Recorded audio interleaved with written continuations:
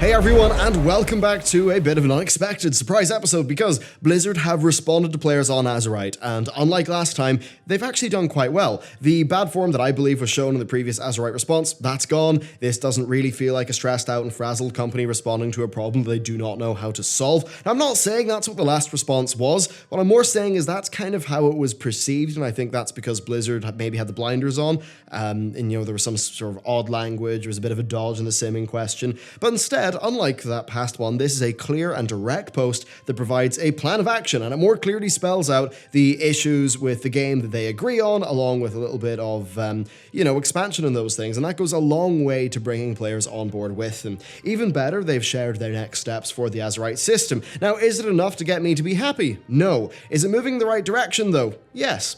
So, while my main two critiques of Battle for Azeroth may have seemed quite detached, quite calm, if you listen to their content, they're probably the most damning things that I've ever said about the game. So, because of that, because I did that, and I still of course believe in all that, it's important that I do actually step up and acknowledge when a good job is done. Now that said, there are still issues, but this probably is just the beginning. So, let's jump in. Blizzard talked about the three main problems that they see with Azerite. The first is availability. It's overall quite slow, and it's RNG dependent in nature, which combined with the limited weekly drop rate means that the variance and randomness can lead to a bell curve that has too many players falling by the wayside.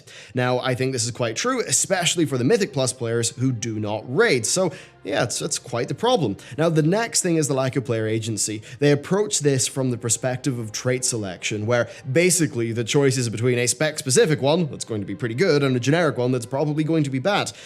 Very true. No real agency in that. I think a lot of the agency worries, though, they really stem from acquisition, mainly for the non-raiding players. And then finally, trait depth was brought up. They agree that a simple trait, say just a random chance of free damage, they think that's boring. And when that's performing well against a spec-altering trait, it's very boring. So overall, it's a pretty good appraisal of the situation, and those, they are many of the main problems with this system, assuming the system is to stay as it currently is. The addition that I would make is UI flow and usability, so each piece being spec locked and having to reforge for multi-spec. I think that's directly against the philosophy that led to the removal of the original reforging system and many of just, gems and enchants and stuff like that. Back in the day, they removed a lot of that because they just wanted, spec swapping and putting on new bits of gear to be really easy. Well, now, if you want to change specs, it's kind of a pain in the ass. Now, this is because Blizzard don't want you to respec traits. They want you to have multiple gear sets. Well, that's probably 3 sets per spec. Each set is 3 bits of gear, so that's 9 bits of gear per spec, or 18 for a full class and, rip druids.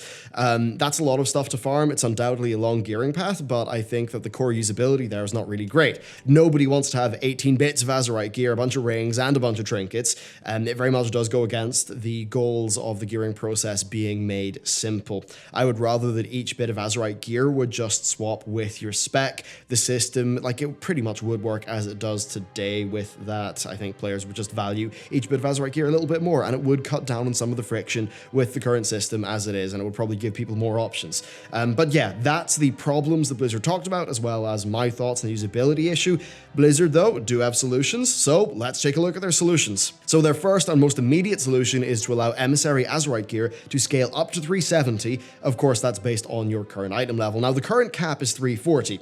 This isn't really a fix, and they understand that. They basically said that this is, the immediate problem is people can't get enough Azerite gear, and this is a very fast way for them to hotfix in a way of all players getting some more Azerite. So I think it's a positive step, given how things are right now, and it's great to see this coming in the form of a hotfix so that it's quick. That said, the Mythic Plus crew probably are not going to be thrilled. For the most part, I think the Blizzard should just let Azerite gear drop from the Mythic Plus chest at the end of a dungeon. Yes, that would mean you could farm it up pretty quickly, but that's fine in my view. The Mythic Plus Azerite doesn't have, say, extra raid-specific traits, so through balancing, they could get a situation where, a 370 bit of Azerite from a Mythic Plus chest is good, but a raid version would be even better. So this is, probably 1 or 2 bits more, Azerite gear per week, streak, which I think people will like. The only additional thing they said is that they are looking into changing how Emissary Quest reward gear in an update. Maybe they'll give us like a choice between two bits of gear or something like that. I'm not really sure though, they didn't go into specifics. Next, they did talk about future traits and Azerite gear. So this is a strange one. Basically, once Siege of Zuldazar comes out, Battle for Azeroth will flip over to Season 2. So new Azerite gear from that raid, rated PvP, Mythic Plus, and all the other sources will be Season 2 Azerite gear. And Season 2 Azerite gear will have an extra ring of traits. This new ring will give you 2 options per spec. And that basically means there'll be a larger distribution of traits across, all the stuff in the game, which will make it easier for you to find the traits that you want on bits of gear. Now, this is combined with trait design changes that I'm going to cover in a bit. Now, it's not really clear from their post if the new outer ring will comprise only of new traits or if it'll just be a large pool of traits shared between the new outer ring and the current 8.0 outer ring. However, if you look at the PTR data, the next ring traits have their, they're labeled as tier 4 traits, whereas the current outer ring is tier 3. So while they haven't confirmed anything, it does seem like that's what it's going to be. Now, overall, this is a mixed one for me. So I do like that we're getting more broad trait coverage from a lower quantity of gear. I think that's great, but it does seem like a balancing nightmare to me, and not to be hard on Blizzard, but their history of balancing some of this stuff as of late really isn't great, so I'm a bit worried that by adding even more complexity, they're just going to be always playing catch up on the balancing front. Now, of course, it is also an increase in complexity when you consider that this is across 3 bits of gear. I think it might be a bit too complex. Look, simple is beautiful. If gearing is simple, then your focus is where it should be, the gameplay, the social bonds, and the joy of accomplishing goals with other people. And when, gear is simple to understand, it kind of feels more satisfying, I think. I don't really think that overly complex gear, I don't think it adds to the sense of accomplishment. Now, this direction also heavily relies on the quality of new traits. So this would be worrying to me, but the 8.1 PTR actually has some traits, and I think they're pretty good, so let's cover them. DKs have Hell Chains, which causes Dark Transformation to create a fire chain between you and your pets. Now, that's great. It's a clear, strong AoE trait, it's pretty obvious when you want to go for it. Then for Hunters, Dire Consequences gives Kill Command a chance to summon in a dire beast. Bit random, not mega interesting, but it's a clear design, fits in with the class. For Monks, we have the chance to proc a free spinning crane kick that does more damage, so basically, it's a new interaction in our spec, something that you absolutely will notice. We also get a new trait that causes combo strikes to give our next Fist of Fury a 3% chance to summon, or to give you more haste and summon in Juan for 8 seconds, but it stacks up to 33 times, so basically 100% chance. Now that's another really cool trait that will be noticeable for gameplay. For Rogues, you can cause Vendetta to give you 50 extra energy, which again seems big from a game feel perspective. Shamans get a bit more interactivity with their Earthquake, which can have a 25% chance to grant a free Chain Lightning. Finally, Demo Locks can have their Demonic Tyrant generate 5 Soul Shards, which means you can go right into Hands of Gul'dan, right after you bring it out for loads of imps.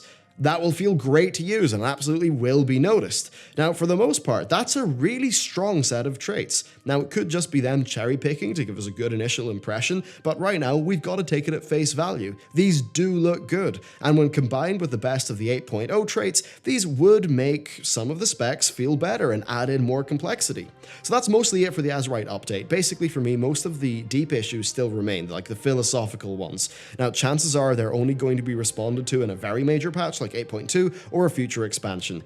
Does that make me sad? Yes. I still don't love the Azerite system overall, but by reducing the downsides of the system while increasing the upsides, they will begin to shape it into something that will work for them rather than against them. It does seem like the rather visceral reaction from the community has maybe got Blizzard to act a bit more promptly. Maybe they're okay with unleashing the big, impactful traits a little bit earlier on, and based off their post, they do at least seem to understand part of the acquisition problem. After all, they did say that they are looking into changes past the Emissary one, and that the Emissary one really was just a bit of a, oh shit, how can we very quickly give everyone some more Azerite gear right now, rather than them thinking this is their long-term intended fix. So I'd say that things are moving in a good direction. We have to acknowledge that when it happens.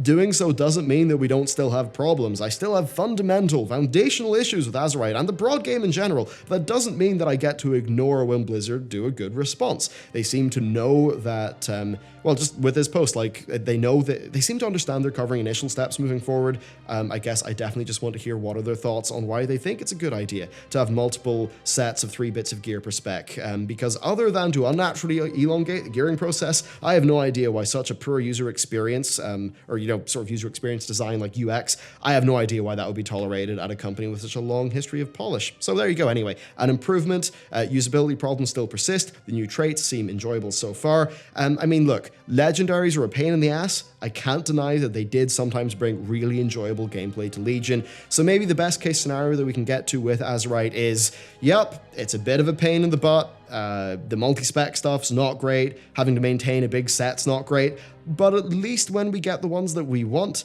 we then have more enjoyable gameplay. So hopefully by polishing up the acquisition, they can fix that up a little bit. And I mean, the final thing I would pretty much just beg them to do is don't double down on reforging. Don't double down on it being more restrictive and more expensive, because it just feels like a way to elongate the gearing process. I think it's totally okay for people to just have one bit of Azerite gear and to swap between its traits, depending on what spec they are. I mean, maybe they could just literally have it so that if you're a Windwalker monk and you choose your traits, there you go, they're all selected. And if you go over to Brewmaster, they're all unselected and you get to select them again. And then if you go back to Windwalker, then they're, still the ones that you selected for your Windwalker loadout. And if you wanted to change your Windwalker loadout, maybe then you go to the Reforger. But I think that would be like a really easy way to very quickly solve a good bit of the management problem. Maybe not for the most hardcore of hardcore players, but maybe for like the 85th percentile and below.